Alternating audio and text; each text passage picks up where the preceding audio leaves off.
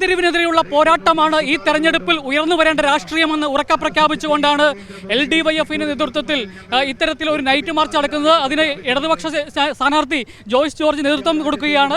ഈ രാജ്യത്തെ പൗരത്വം മതം നിർണ്ണയിക്കുമ്പോൾ അതിനെ എങ്ങനെയാണ് നോക്കിക്കാണുന്നത്? ഇല്ല, ഇന്ത്യയുടെ ഭരണഘടന ജനാധിപത്യത്തിലും മതനിരപേക്ഷതയിലും അധിഷ്ഠിതമാണ്. ജനാധിപത്യത്തിലും മതനിരപേക്ഷതയിലും അധിഷ്ഠിതമായ ഭരണഘടന എല്ലാ ജനവിഭാഗങ്ങൾക്കും തുല്യമായ അധികാരങ്ങളും അവകാശങ്ങളുമാണ് നൽകുന്നത്. ഇന്ത്യൻ ഭരണഘടനയുടെ മൗലികാവകാശം, ആ മൗലികാവകാശങ്ങളിൽ തുല്യത ഉറപ്പു നൽകുമ്പോഴാണ് ഏറ്റവും പരമപ്രധാനമായ ഒരവകാശം രാജ്യത്തെ സംബന്ധിക്കുന്ന നമ്മളുടെ സിറ്റിസൺഷിപ്പ്, ആ സിറ്റിസൺഷിപ്പിന് മതത്തെ മാനദണ്ഡമാക്കുന്ന തരത്തിലേക്ക് രാജ്യത്തൊരു ഗവൺമെൻറ് ഒരു നിയമം പാസ്സാക്കുക.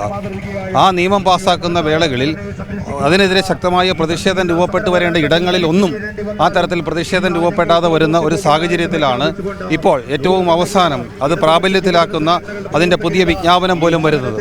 ഇത് ഗൗരവതരമായൊരു കാര്യമാണ്. ഈ രാജ്യത്തെ സംബന്ധിച്ചിടത്തോളം, ഈ ഭരണഘടന നിലനിൽക്കണമെന്ന് ആഗ്രഹിക്കുന്ന ആളുകളെ സംബന്ധിച്ചിടത്തോളം ഏറ്റവും ഗൗരവതരമായൊരു വിഷയമാണിത്. ഇതിനെതിരെ ശക്തമായ പ്രതിഷേധവും പ്രതിരോധവും തീർക്കേണ്ടതുണ്ട്.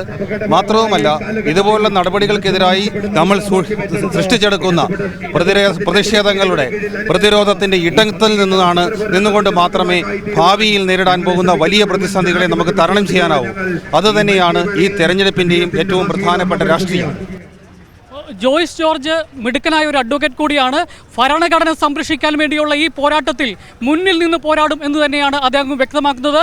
Cameraman Dileep ഗോപിക്കൊപ്പം ജോസൽ Sebastian, Kairali news, Idukki.